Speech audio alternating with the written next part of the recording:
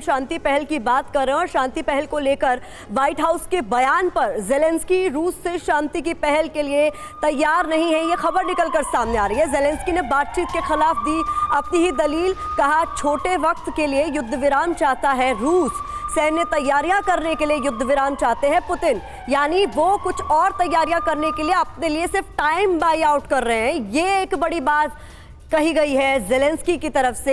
तो ऐसे में इसके मायने समझने बहुत ज़रूरी है। यूक्रेनी राष्ट्रपति के 2 बयान जो हैं उसको समझाना आपको बहुत ज़रूरी है। इस बात का पक्का यकीन लगता है कि जंग थमने नहीं जा रही है, यानी आने वाले दिनों में हालात और ज़्यादा भयावह होंगे। आपको समझाते हैं कि ज़ेलेंस्की की तरफ से जो बातें कही गई हैं उनका मतलब क्या है, मायने क्या है। देखिए, पहला बयान जो कहा गया, रूसी आक्रामकता को पूरी तरह ध्वस्त करने के बाद ही असली शांति आएगी। तो जिस तरीके से अग्रेसिव है रूस, उसको अगर आप पूरी तरीके से ध्वस्त करेंगे तभी शांति स्थापित की जा सकती है। दूसरा बयान, किसी भी अनैतिक, ये अपने घर की छत पर ही फल और सब्जियां उगाते हैं, महीने का 40 से 50 हजार कमाते भी हैं। इनसे सीखना है तो फ्रीडम ऐप को अभी डाउनलोड करो। समझौते की कीमत और ज्यादा खून से चुकानी होगी। तो कुल मिलाकर यहां पर ये समझना होगा आपको कि अब ज़ेलेंस्की और ज्यादा अग्रेसिव रुख अख्तियार करना चाहते हैं रूस के अग्रेशन को दबाने के लिए, और इसी के लिए वो डू और डाई सिचुएशन में धकेलने की कोशिश कर रहे हैं। अस्थाना सर, यही यहां पर कुल मिलाकर समझ में आ रहा है कि हमने देखा था पोलैंड में जो सिचुएशन हुई थी, उसके बाद ज़ेलेंस्की ने ना दाएं देखा ना बाएं देखा, सीधे सीधे सारा आरोप कुल मिलाकर लगा दिया यहां पर रशिया पर। सिचुएशन को अभी समझने की भी कोशिश नहीं की और कह दिया कि भाई नाटो कंट्रीज पर यह हमला है और सीधा सीधा इस पर हमें जवाब देने की जरूरत है।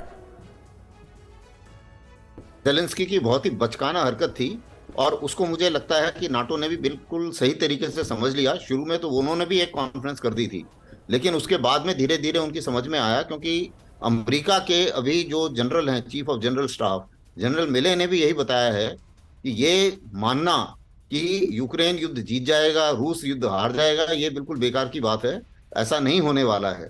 और इस चीज को जब वो बोलते हैं तो वो पूरे असेसमेंट के साथ बोलते हैं।